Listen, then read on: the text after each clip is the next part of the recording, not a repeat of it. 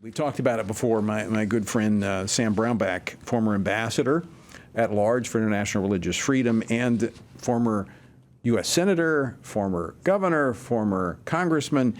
He, in fact, was a part of helping him set up the National Committee for Religious Freedom.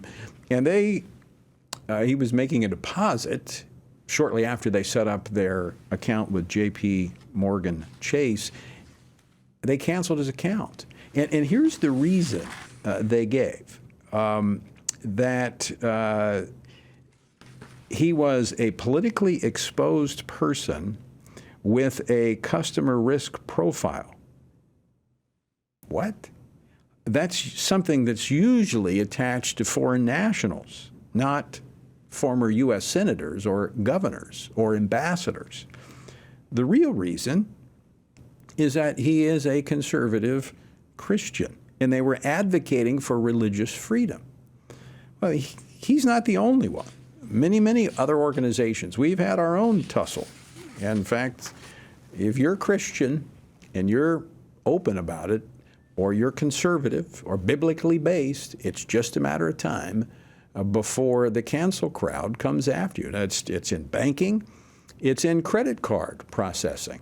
Dr. Jennifer Roback Morse, founder and president of the pro-family Ruth Institute, they lost their payment processing capabilities after being targeted by the anti-Christian group Southern Poverty Law Center, which we know a little bit about.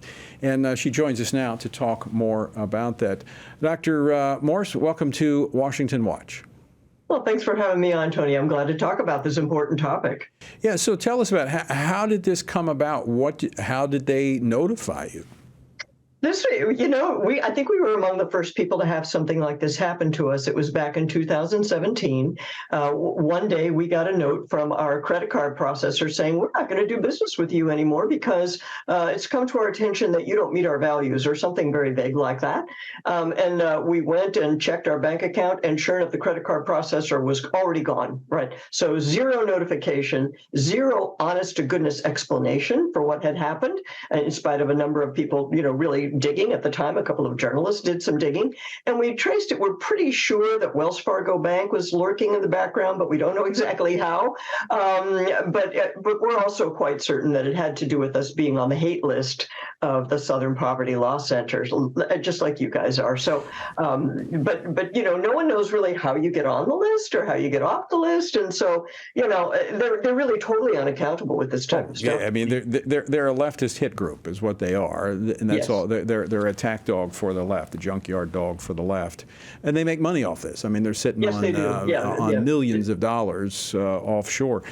So let's talk about the process here. So you inquired with your processor, and they basically did not give you a reason other than you don't meet our values? Right. We went back and forth with them a couple of times, and what we did, and I'll tell you, Tony, if there was one thing I could convey to your followers and your watchers and your listeners, this is the way to handle yourself. I'm confident that the way we conducted ourselves was really crucial to what happened next, because we issued a press release and said, okay, we're the Ruth Institute, and what we stand for is we have a dream that every child be welcomed into life in a loving home with a married mother and father, their own mother and father married to each other. If that makes us a hate group, fine, come get us. Basically we, led with our chin there, so to speak. Yeah. And we got a whole bunch of very favorable coverage.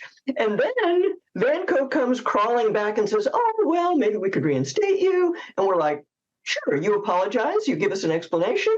Yeah, we'll think about it, but nothing like that. It was just this ridiculous arrogance of these people, we'll deign to do business with you. And we're like, well, we already found another company to do business with us. Thank you very much. Well, I think this was a company, Tony, this is a company, Vanco. They advertised themselves as a suitable, wonderful group to help churches manage their credit card processing. So I think the publicity that we got probably didn't help them any, but I can't really know that for sure, but that's how it looks to me. Well, I would agree with you, Dr. Morse. I think that's exactly what we should do. We should not shrink back and be fearful.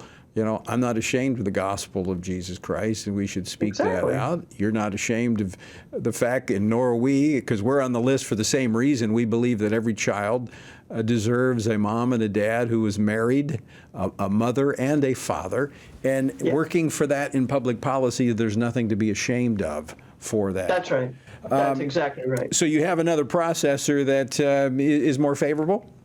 We haven't had a minute's trouble since we switched over. Yeah, I think there's going to be, and in fact, I'm already talking to some bankers in different parts of the country, one actually in Oklahoma, First Bank. They're making this a huge marketing opportunity for them because they're saying, hey, they don't want you, we do. And so I think you're going to see a lot more Christian, faith-based, friendly businesses that are going to crop up and say, hey, come over here, we'll make room for you.